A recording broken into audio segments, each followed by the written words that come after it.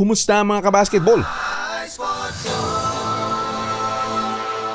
Grabe na itong si Joel Embiid mga kabasketball. Malamang na balitaan nyo na. Gumawa lang naman ng 70 points, 18 rebounds at 5 assists.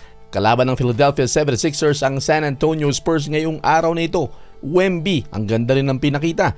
33 puntos, may kasama pang 7 rebounds at 2 assists. Pero natural, itong kay Joel Embiid ang talaga namang pag-uusapan ngayong araw na ito hanggang isang buong linggo yan. 70 points. Nito nga lang nakaraang araw ay siya'y tinanghal na isa sa mga NBA Player of the Week. Dahil nitong nakaraang linggo, nag-average lang naman ang mamang ito ng 37.8 points, 8.5 rebounds. Kasabay ng record ng 76ers na 4-0. Grabe talaga ang pinapakita ni Joel Embiid, pero ayon sa social media team ng 76ers mismo, ay malabong umulit na MVP itong si Joel Embiid ngayong season na ito. Bakit naman?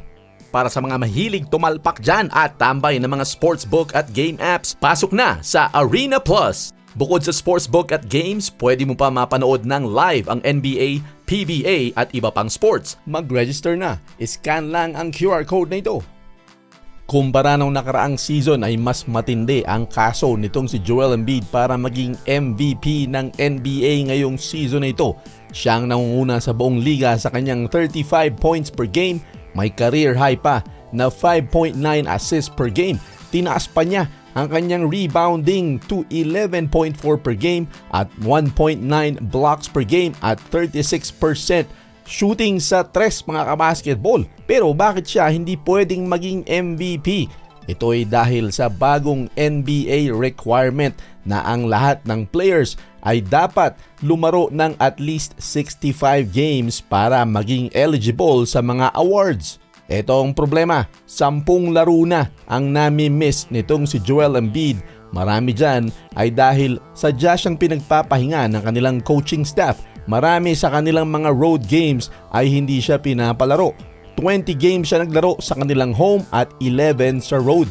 Bakit ba siya pinagpapahinga kahit wala namang injury? Sa mga nagdaang mga season, may history si Joel Embiid na kumbaga ay nalalaspag pagdating ng playoffs. Pagkatapos niya makuha yung kanyang unang MVP award nung nakaraang season, nakikita ng coaching staff na hindi niya na kinakailangan patunayan ng kanyang sarili sa mga awards kung hindi kinakailangan na niyang mag-deliver sa playoffs dahil yun ang mas importante sa ngayon.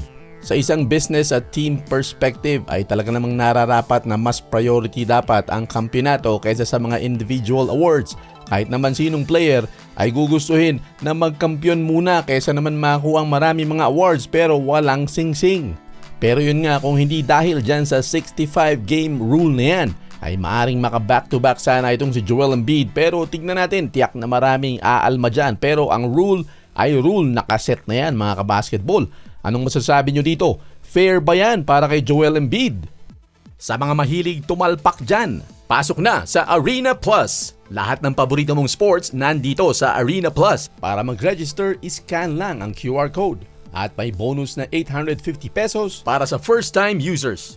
Pwede mong ilaro sa sports o iba't ibang klaseng games sa loob ng Arena Plus.